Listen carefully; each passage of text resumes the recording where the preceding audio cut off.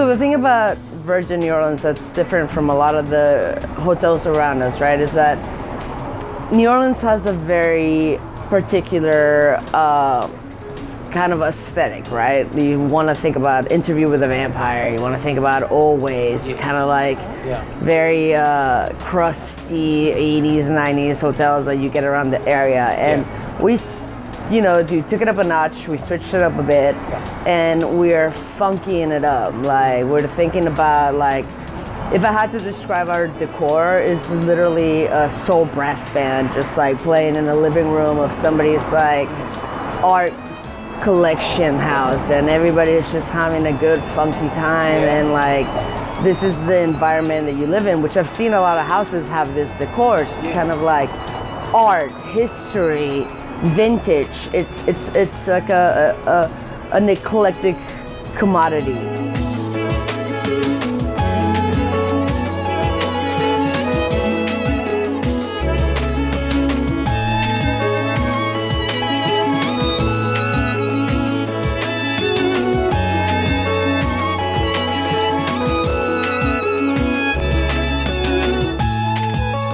I'm from Spain originally, and I grew up in Miami, and the reason why I ended up in New Orleans, a lot of people are like, why do you end up here? And I was like, because it reminds me of both the cities or the places that brace me, but that the best and the worst were extracted into it and made into a cocktail almost. Like, for example, in Miami, I feel like people try to neglect their Caribbean cultures a lot just to pretend to be like a high-raised, high-ground city, metropolitan city, for their ego. In Spain, we don't even have to get into the whole lot of that history, but like, whatever. And so there's this pirate town, right? There's New Orleans, the pirate town. The pirate town that was the pirate town before America was America. It was a pirate town before a lot of the Caribbean was the Caribbean. It was a pirate town where Florida was still Spanish colonizing.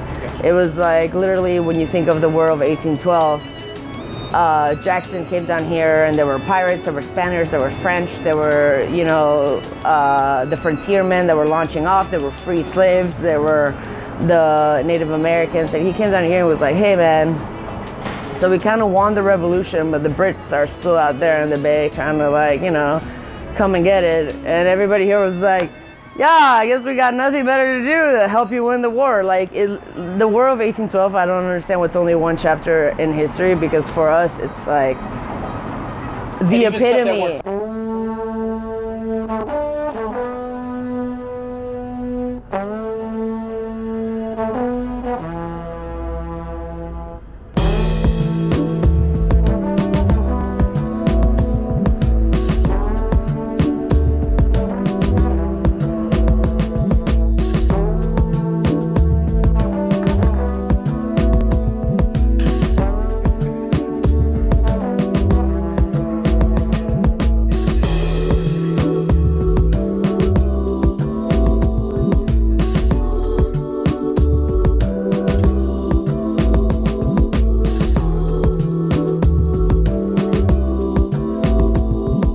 And I think that when you think about establishments, New Orleans tends to get a little caught up sometimes in the rhythm of what it is and what it isn't. Okay. Especially nowadays when people want to cater to the tourism, right?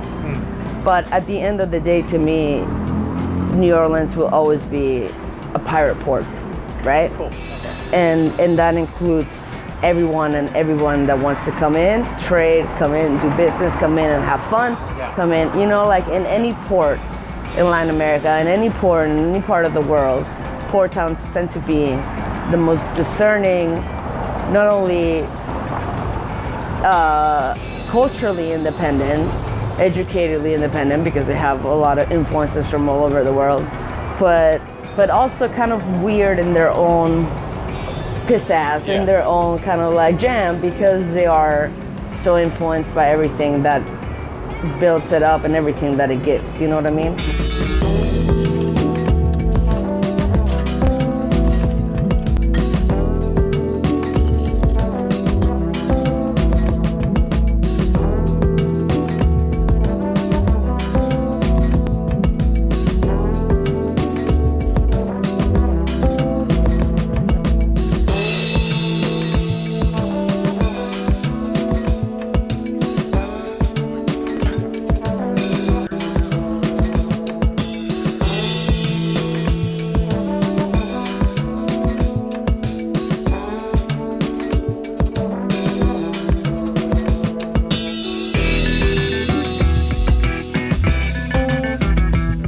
And so one of the best things, and my parents still tell me, they're like, why are you a bartender? I'm like, because it's such a freedom of expression in the moment, raw, with the people that I have to give it to. Do you like it? Do you not? I can make it something different. I can change it here, this and that, whatever.